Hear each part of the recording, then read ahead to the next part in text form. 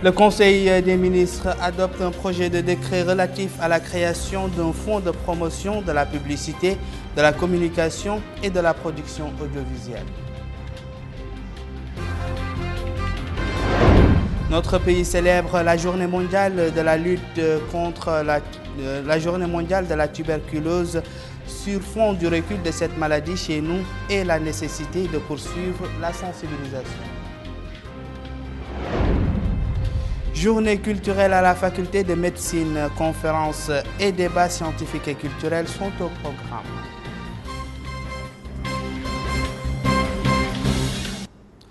Bonsoir et merci de nous accueillir chez vous. Comme annoncé dans les titres, le Conseil des ministres réuni ce matin sous la présidence de Mohamed Ben Abdelaziz, président de la République, a adopté 2 projets de loi et une série de projets de décrets. Parmi ceux-ci, celui portant création d'un fonds de promotion de la publicité, de la communication et de la promotion audiovisuelle et fixant les modalités de sa gestion. Le Conseil des ministres a également procédé à des nominations dans plusieurs ministères. Voici dans son intégralité les communiqués finaux sanctionnant les travaux du gouvernement. Le Conseil des ministres s'est réuni aujourd'hui sous la présidence de son Excellence M. Mohamed Ben Abdelaziz, président de la République. Le Conseil a examiné et adopté les 2 projets de loi suivants. Projet de loi autorisant la ratification de l'accord de prêt signé le 25 janvier 2019 entre la République islamique de Mauritanie et la Banque africaine de développement, agissant en qualité d'administrateur du Fonds spécial du Nigeria, FSN, destiné à la participation au financement du projet d'appui à la transformation agricole en Mauritanie, PATAM. Projet de loi autorisant la ratification de l'accord de prêt signé le 25 janvier 2019 entre la République islamique de Mauritanie et le Fonds africain de développement, FAD, destiné à la participation au financement du projet d'appui à la transformation agricole en Mauritanie, PATAM. Le Conseil a également examiné et adopté les projets de décret suivants. Projet de décret portant nomination du président du Conseil d'administration du Centre d'accueil et de réinsertion sociale des enfants en conflit avec la loi. Projet de décret accordant le permis de recherche numéro 2457 pour les substances du groupe 2 dans la zone de Hadeibat, Ballah, Wilaya de Linchiri, au profit de la société Tiris International Mining Company, Timco Sarl. Projet de décret accordant le permis de recherche numéro 2458 pour les substances du groupe 2 dans la zone de Touerig Taït, wilaya de Dakhlet Nouadhibou et de Linchiri, au profit de la société Tiris International Mining Company Timco Sarl. Projet de décret accordant le permis de recherche numéro 2788 pour les substances du groupe 2 dans la zone de Ligweissi 1, wilaya de Dakhlet Nouadhibou, au profit de la société Wafa Mining and Petroleum. Projet de décret portant renouvellement du permis de recherche numéro 2789 pour les substances du groupe 2 dans la zone de Ligweissi 2, wilaya de Dakhlet Nouadhibou, au profit de la société Wafa Mining and Petroleum. Projet de décret portant création d'un fonds de promotion de la publicité, de la communication et de la production audiovisuelle et fixant les modalités de sa gestion. Projet de décret portant concession définitive d'un terrain Arkiz, wilaya du Trarza, au profit de M. Mohamed Ahmed Delloul. Projet de décret portant concession définitive d'un terrain à Nouakchott au profit de la télévision El Mauritania, TVM. Le ministre des Affaires étrangères et de la coopération a présenté une communication relative à la situation internationale. Le ministre de l'Intérieur et de la décentralisation a présenté une communication relative à la situation intérieure. Le ministre de la Culture, de l'Artisanat et des Relations avec le Parlement a présenté une communication relative au bilan du département pour la période 2009-2018 et les perspectives. Enfin, le Conseil a pris les mesures individuelles suivantes. Ministère des Affaires étrangères et de la coopération, cabinet du ministre, inspection générale interne, inspecteur général, Sidi Mohamed Hanana. Attaché au cabinet du ministre Talib Juddou Oulzain ou le Toulbe, conseiller des Affaires étrangères. Secrétariat général, secrétaire général Ahmed Sidi Ahmed Di, précédemment secrétaire général du ministère de la Santé. Ministère de la Santé, secrétaire général Ahmed Salim Ould Bouhad. Ministère du Commerce, de l'Industrie et du Tourisme. Cabinet du ministre, conseiller technique chargé du tourisme, Yarba Ould Elman Ould Elmin. Administration centrale, direction de la promotion du commerce extérieur, directrice Jamila Abdel Fattah. Direction des études, de la programmation et de la coopération, directeur adjoint Mohamed Mahmoud Sidina Al-Haj Ibrahim. Ministère de l'Éducation nationale et de la formation professionnelle, administration centrale, direction de l'informatique, des archives et de la documentation, directeur Mohamed Ould Boub. Direction des examens et des concours, directeur adjoint Sidi Lemkhaytir. Ministère de la Culture, de l'Artisanat et des Relations avec le Parlement, établissement public, autorité de régulation de la publicité, présidente Asia Abderrahman Ahmedou. La réunion du Conseil des ministres a été suivie du point de presse hebdomadaire animé par Maître Sidi Mohamed Ould Maham, ministre de la Culture, de l'Artisanat et des Relations avec le Parlement, porte-parole du gouvernement. Il s'est appesanti sur les réalisations accomplies par son département durant la dernière décennie, comme il a répondu aux questions des journalistes sur les grands sujets de l'heure. Une conférence de presse qui vous sera diffusée intégralement après ce journal. Notre pays, à l'instar de la communauté internationale, a célébré aujourd'hui la journée mondiale de la lutte contre la tuberculose. Cette journée a été mise à profit par les autorités sanitaires pour sensibiliser les populations sur l'importance pour les malades de poursuivre le traitement en vue de limiter la résistance du virus en cas d'abandon du traitement. Bokar Baylaba.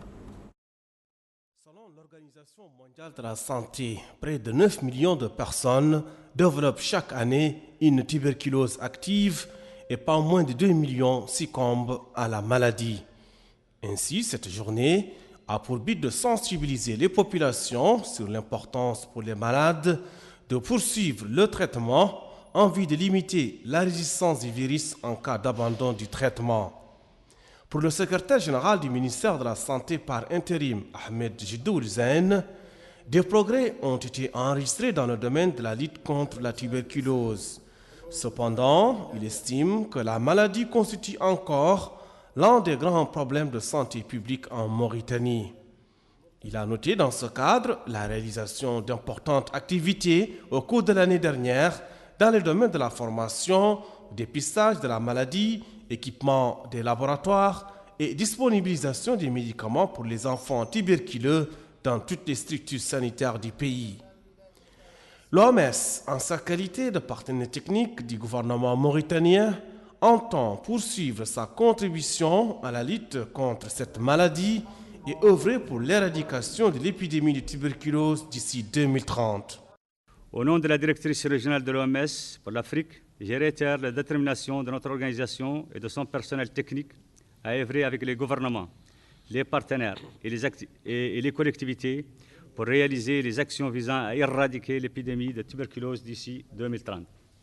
Comme l'indique le thème de cette année, il est temps d'agir tous ensemble pour honorer les engagements pris par les dirigeants mondiaux pour élargir l'accès à la prévention et au traitement et garantir un financement suffisant et durable à la lutte contre la tuberculose.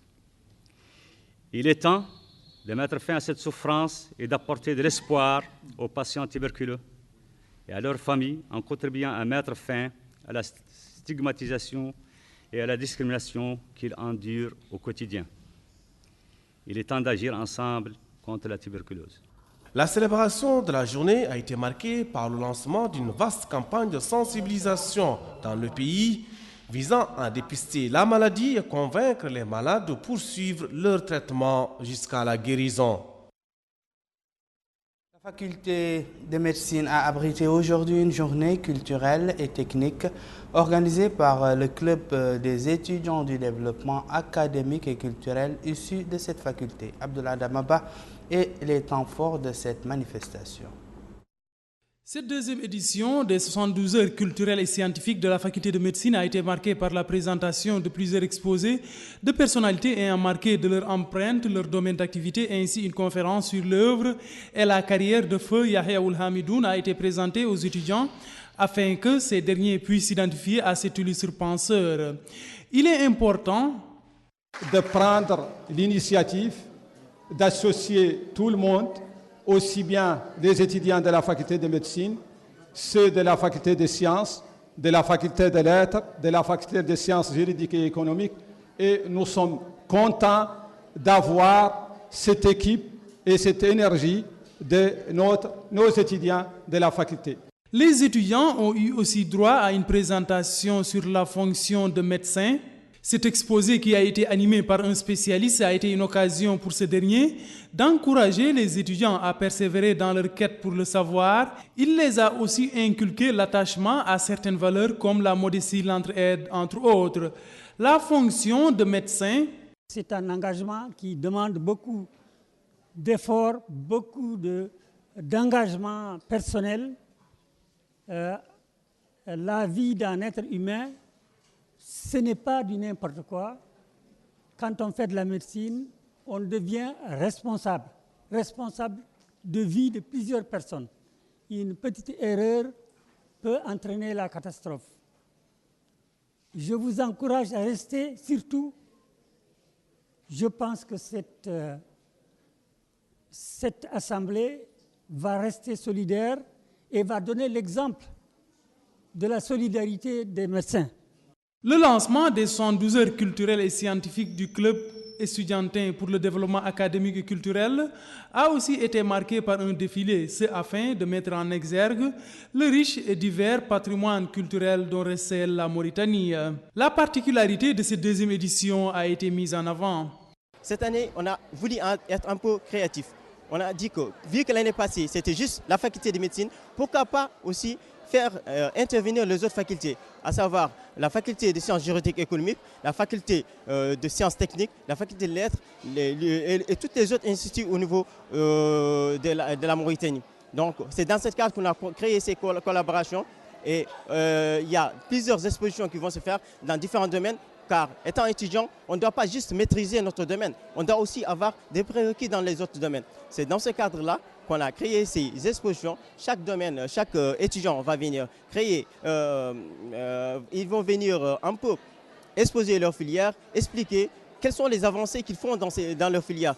En marge de cet événement, une exposition a été organisée au sein de la faculté de médecine, ce qui a permis au public de s'enquérir du travail artistique et scientifique qui a été mené dans ce cadre. Au chapitre diplomatique, la Finlande a ouvert hier soir son consulat à Nouakchott.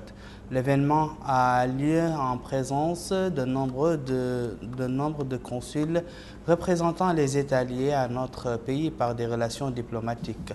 La cérémonie a été marquée par la remise du consulat au consul honoraire de la Finlande, Ahmed Ould Hamadi. Ce dernier a exprimé sa joie pour l'ouverture de ce consulat qui sera selon lui un pont entre les deux pays. Quant au président de l'Union des consuls honoraires, Mohamed Ould Ahmed Mahmoud, il a fait savoir que l'ouverture de ce consulat aura des répercussions positives sur le renforcement des relations entre les deux pays. Enfin, l'ambassadrice de Finlande, Anne Vassara, elle a aussi indiqué que que le consulat de son pays en Mauritanie sera important pour impulser les relations de coopération bilatérale. L'Afrique, ce continent aux richesses. À l'étranger et précisément en Grande-Bretagne, l'actualité reste dominée par le Brexit. Hier, les députés britanniques n'ont pas été en mesure de s'accorder sur une des 8 solutions alternatives à l'accord négocié par la Première ministre Theresa May, rejeté 2 fois par le Parlement. Theresa May a décidé, elle, de jouer son va-tout La première ministre britannique a annoncé aux députés conservateurs qu'elle démissionnerait de son poste s'ils soutenaient son accord sur le Brexit. Parmi les scénarios que les députés ont eux-mêmes proposés figurait une sortie sans accord, une union douanière avec l'Union européenne ou encore une renonciation au Brexit dans le cas où aucun accord n'était approuvé par les députés. C'est la fin de ce journal, le rappel des titres. Le Conseil des ministres adopte un projet de décret relatif à la création d'un fonds de promotion de la publicité, de la communication et de la production audiovisuelle. Notre pays célèbre la journée mondiale de la tuberculose sur fond du recul de cette maladie chez nous et de la nécessité de poursuivre la sensibilisation.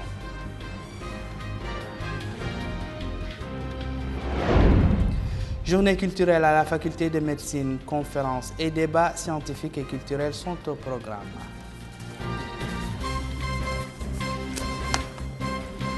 Voilà, c'est la fin de ce journal. Où que vous soyez, merci de nous avoir suivis. Merci également de votre fidélité. Au revoir.